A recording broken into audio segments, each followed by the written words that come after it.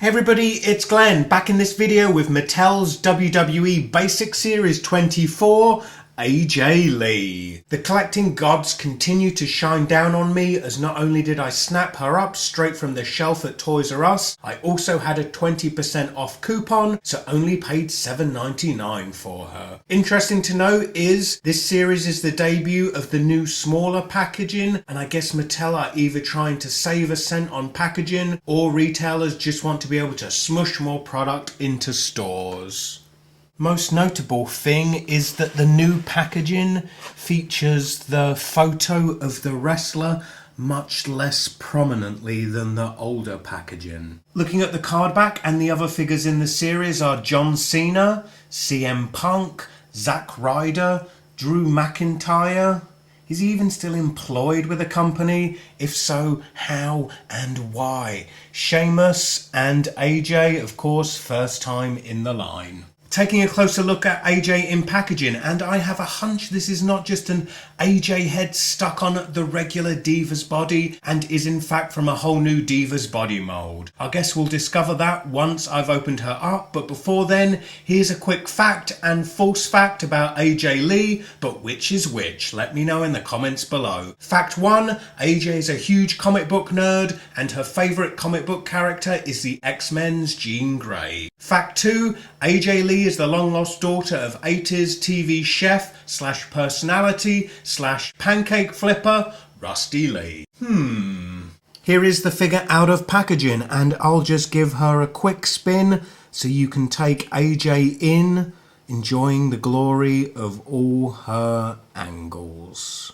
Looking at the face sculpt, I'm sitting on the fence when it comes to the likeness. I mean, it's not a terrible, ugly face, but it's not a dead ringer either. Perhaps a bit too generic, smiling lady looking. But what do you guys think of the likeness? Let me know in the comments below. Beyond using her own hands as binoculars, other details about the figure that I enjoy include her lightning bolt necklace, the bangles on her wrists. I like her boots that has lace detail down the front and then buckle detail on the sides. She has black painted nails like a moody Avril Lavigne from 2002. And finally, she has a nice pert butt that I'm sure many people would like to shine up and take a big bite out of. So backed by popular demand from my Mars Attacks Martian Commander video is my ruler, and with it I can tell you AJ stands just a shade under 6 inches tall, so AJ is diminutive, and that's an important part of her character and personality. I noticed her height or lack thereof in a backstage scene on Raw where she was talking to Eve, and AJ's eyeline was about Eve's nipple level. So in lieu of an Eve figure, I'll bring in Alicia Fox as a nipple stand-in.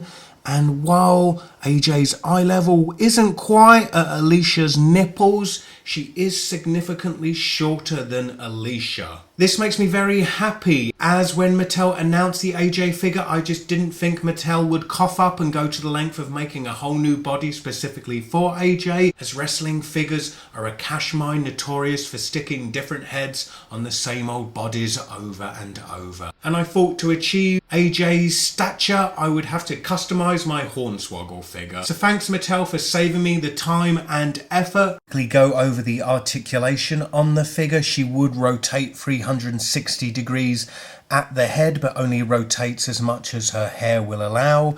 She rotates 360 degrees at the shoulder and moves up and down. She has a single jointed elbow. Her hands rotate 360 degrees at the wrist. Her upper torso joint, her upper body rotates around it. Her waist rotates 360 degrees.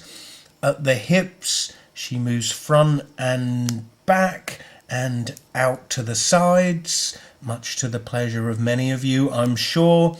At the upper thigh, she rotates 360 degrees. She has a single jointed knee. She rotates at the top of the boot 360 degrees, and at the ankle She moves forwards and back. So here is AJ against a backdrop of all of my other Mattel era divas figures. And this brings me to the conclusion of my review. AJ is a really divisive personality. With her comic book tomboyish nerdiness, she does step out of the usual diva big boobs and blonde hair type, which I admire, and does seem to be the most popular diva the WWE have had for a number of years. Yet that said, during her push to the moon in which she became general manager of Raw, the TV show has experienced its lowest ratings for 15 years. So make of that what you will, but I'm sorry to say I've been part of that exodus away from the product. Anyway, please comment, rate, share and subscribe. Links to my Twitter and Facebook are in the description beneath this video, so go click them